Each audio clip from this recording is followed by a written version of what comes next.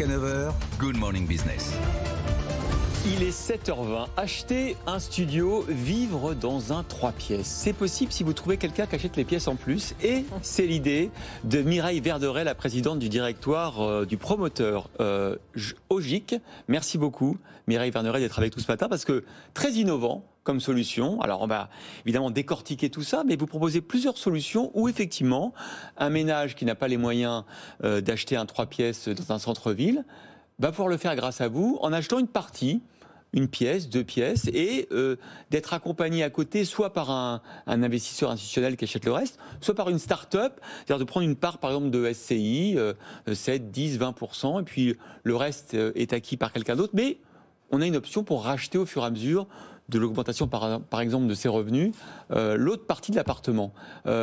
Pourquoi est-ce qu'on n'y a pas pensé plus tôt ?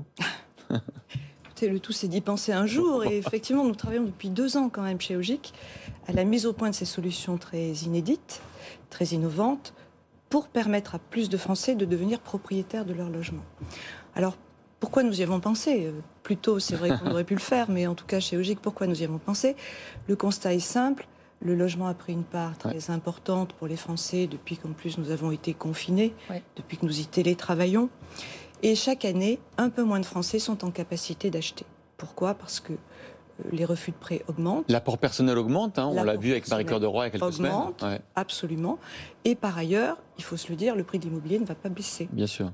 Pourquoi ? Parce que les fonciers sont rares, parce que les contraintes environnementales qui pèsent sur nos coûts techniques, et on ne va pas lutter contre, parce que c'est vraiment le sens de l'histoire. Et qu'il manque toujours 200 000 nouveaux logements par an en France. Et l'offre est extrêmement basse. Mais ça, c'est peut-être un autre sujet, parce que là, aujourd'hui, déjà, l'offre telle qu'elle est, qui est très basse, effectivement trop basse, très peu de Français sont en capacité d'acheter. Alors, comment on fait avec vous ? On dit, bah voilà, moi j'ai X milliers d'euros, centaines de milliers d'euros à investir, mais pas plus.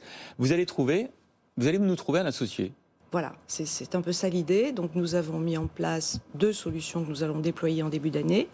La première, nous l'avons baptisée API.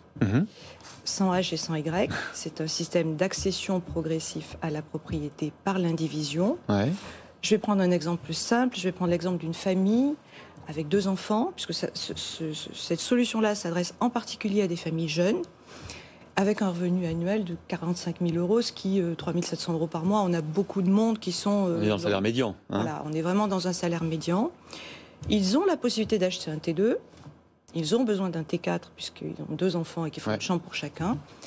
Ils vont pouvoir, aux côtés d'un investisseur institutionnel, et nous avons beaucoup travaillé avec Inly, qui est également très ouvert sur ces sujets innovants et sur ces sujets d'accession abordable, ils vont pouvoir acheter l'équivalent d'un T2 et ils occuperont tout de suite le T4 et paieront pour les 2 pièces en plus un loyer complémentaire par rapport avec la possibilité dans le temps de devenir pleinement propriétaires au fur et à mesure que leurs ressources vont évoluer. Mais est-ce que ça rallonge pas finalement la durée du prêt ? Vous en êtes à combien en moyenne ? Oui, en fait, le prêt de départ, il a une durée normale.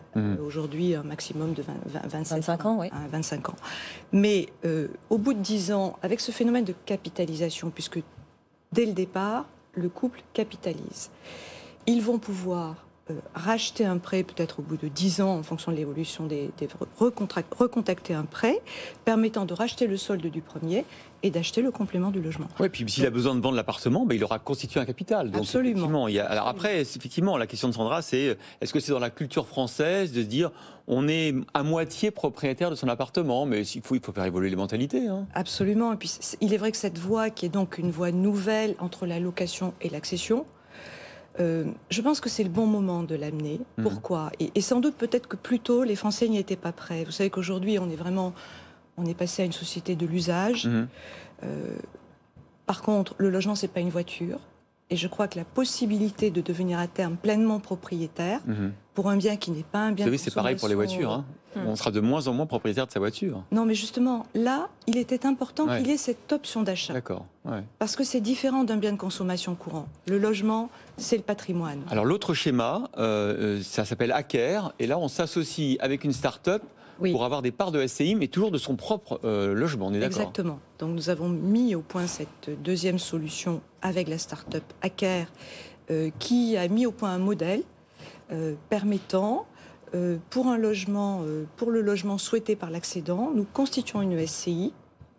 L'accédant achète en fonction de son apport les parts du capital de la SCI qu'il est en mesure d'acheter et le solde est porté là encore par un investisseur. L'intérêt de cette formule, c'est qu'on ne passe pas par la case banque. Elle s'adresse aux gens qui ne sont pas finançables et ils sont extrêmement nombreux.